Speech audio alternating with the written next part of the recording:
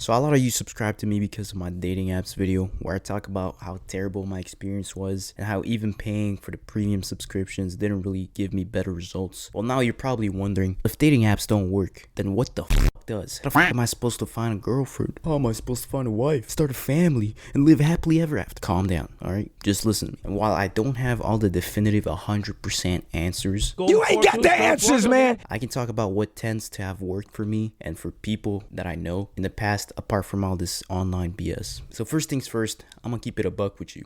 It's you gotta put yourself out there. And when I say out there, I mean in the real world. And I will soon explain exactly how. And yes, I know that it's so annoying to hear phrases like, just go outside, bro. Just talk to people, bro. just put yourself out there and be confident, bro. But the reality is that staying in your room playing video games all night is not gonna get you any ladies. Unless you're a famous YouTuber or streamer, which most of us are not. Please go follow me on Twitch. Yeah, that brother's starving. We all know that dating apps tend to be preferred by a lot of introverts and shy people since it requires minimal effort and there's not a huge risk and damage when it comes to rejection. However, the standard and the bar is set higher for dating apps. Oh, hell no, man. What the Newsflash, these days with inflation, you have to put double the amount of effort that your grandpa did to get your grandma. And you have way more competition than back in the day. This means that only shooting a couple shots on IG stories or DMing people on dating apps is probably not gonna cut it, and it's probably not gonna get you far like it used to. So the first method, and I already know a lot of people will be against it, is cold approaching. This is goated because you'll stand out from the average man in terms of confidence, social skills, and ambition if done the right way. You see, modern society has programmed us to be more antisocial and reserved more than ever. We are in one of the most connected times, yet we feel more disconnected than ever. We have access to socializing 24/7 regardless of our location. But this new way of socializing through social media and with technology has taken out the magic of real life casual interaction and feeling the energy in real time, face to face. Now, there is many ways of increasing your chances when it comes to cold approaching. For example, by improving your looks, make sure you look good. Don't be unattractive. Did I mention that appearance matters? Nah, I'm just kidding.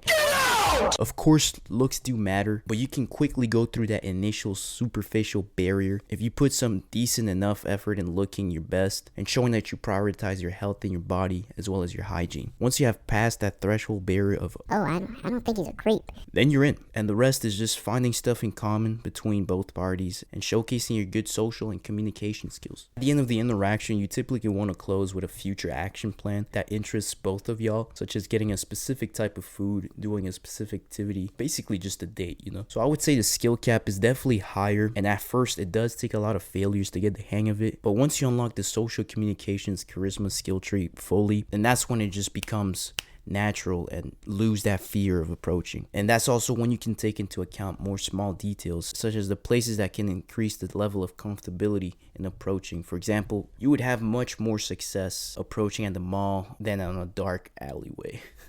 That's basically what I'm saying. Also, by cold approaching, you're already doing what 80% of your competition isn't. So at least she'll respect your confidence. And worst comes to worst, is just an NPC that doesn't have a dialogue sequence for your character.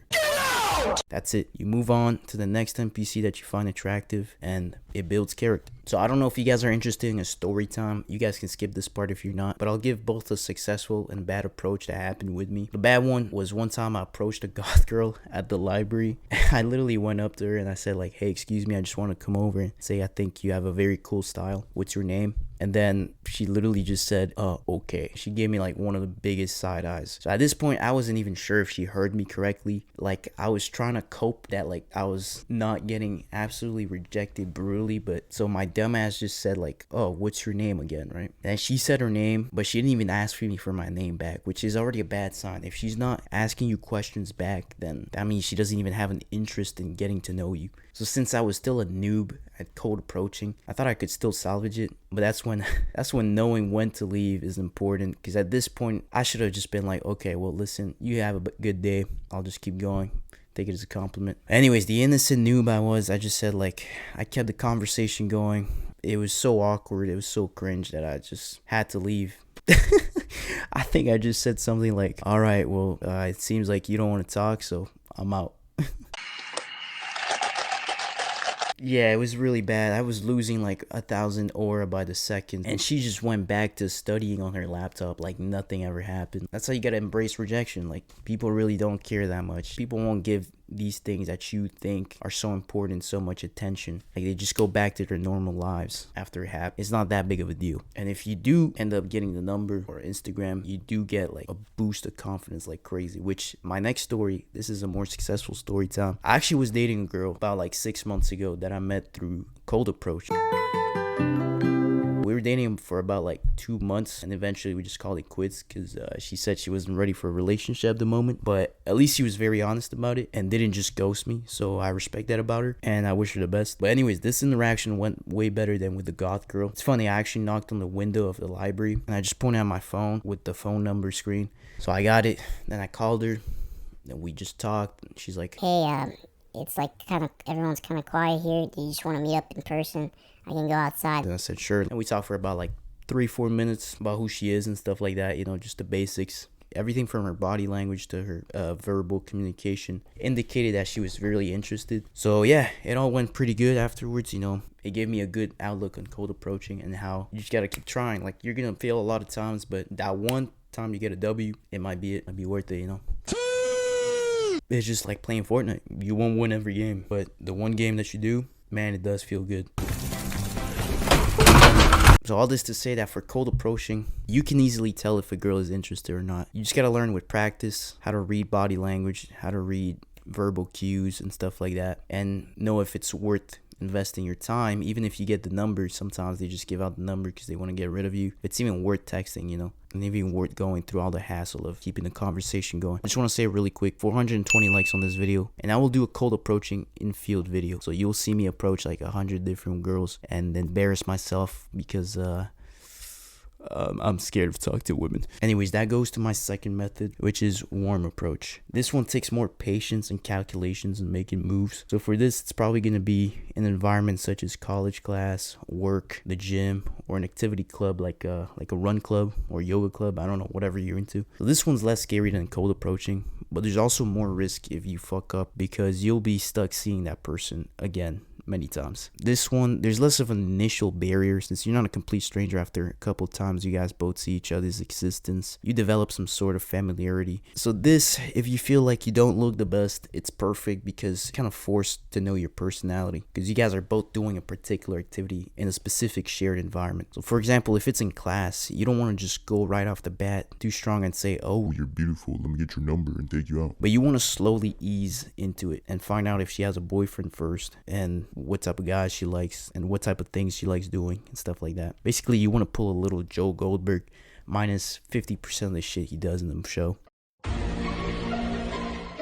So once you slowly introduce yourself and get to know them, there will be a sense of familiarity and she won't be scared to hang out with you since there's going to be other people that can vouch that you're not a complete sociopath. Then if you're in the clear, if she doesn't have a boyfriend and she's somewhat interested in guys like you, you can say like, hey, I want to try out this new restaurant this weekend. You want to come along? And if she tries to include other people in the hangout, like other friends, then GG's, my brother. That means she doesn't see you as a potential boyfriend or anything like that. Just totally as friends. And that's okay, at least you'll have a reason to leave the house and hang out with other people. But if she's making sure that it's just you two, then you're in the green.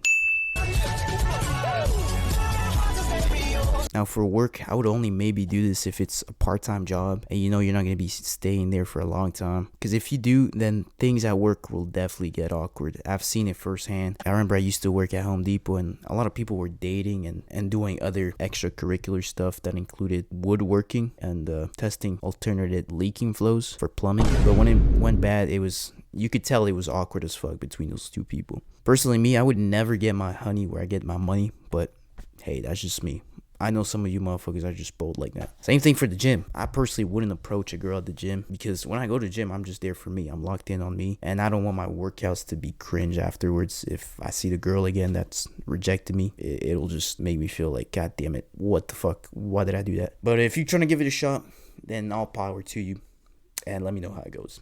All right, now the last method. This one's basically social circles. For this, you just have to be out there in the real world and meet as many people and befriend them. If you have a high status social circle, this will boost you even more, but it's not entirely necessary. So when you befriend people, if they usually fuck with your personality and vibe, they tend to want to introduce you around to their friends. So you bring in more good vibes to the table, and they tend to want to include you in their plans if they think you would be a good time to spend with. Well, once you meet more and more people, at some point someone is indirectly gonna plug you up with someone. It might either be planned that they want to set you up with a female friend, or you might actually turn out to meet a girl that y'all were acquainted through mutual friendships, and turn out you like each other's companies and each other's vibes, and you want to keep hanging out more than just when friends get together. So the best part about this is these relationships often have stronger foundations because there's shared interest, mutual friends, and there's a natural pacing and progression to you guys, becoming more than just friends. So this tends to more happen when you're in like college or when you work with a bunch of young people at a part-time job. So it is kind of similar to a warm approach, except you're literally just letting friends and fate do its thing and let the stars align to put someone special on your journey. In my case, I never really got plugged by any friends, and nor do I want to be honest, because one thing to keep in mind is that when there's a romantic link inside of a friend group, it's all rainbows and flowers as long as everything goes good and everyone is cool with it. But as soon as someone fucks up, or there's some sort of love triangle, or someone doesn't agree with the relationship, then the whole friend group basically goes into drama alert and it all goes to shit. The friend group either splits or is just never the same after, and you have sort of these awkward vibes in between some people. That's why personally I wouldn't go for this unless it's distant friends that plug you up and you know that there wouldn't be any direct conflict with your close friendships. But yeah, this one's definitely harder to do as you get older, since the 9 to 5 life tends to suck your soul out and you have less time for friends, and you're kind of forced to spend more time alone and just live on your own terms, since not everyone is available at the same times as you. In this case, you basically just have to start saying yes to more plans and hope that your energy can keep up, and just put yourself in situations where meeting women is gonna happen. Like, your future wife might just be 3 friends away from you, who knows? But in my case, I don't think so, because damn, all my homies just don't get any bitches, bro. It's crazy. So like I said, I'm an introvert and don't really go out, so I'm fully aware that my very small social circle is more than likely not gonna get me anywhere when it comes to this, but I really don't care at this point. I've accepted it. So yeah, in conclusion, there's still many other ways apart from social media and dating apps to meet a significant other. Meeting people is something that is very important. As you grow older, you'll meet less and less people, and you have to know that basically the human being was always designed to be a social. So it's very important to go out there, and regardless if those people don't become your friends or more than friends, at least you have those skills that are important for you to develop a relationship. Let me know what other methods you guys think have more chances of success than dating apps and social media. That's all I could think of for now. And 420 likes and I will do an infield cold approaching video, and you guys get to laugh at how I approach and how I get nervous to talk to women. All right, that's it for now. I'll catch y'all later.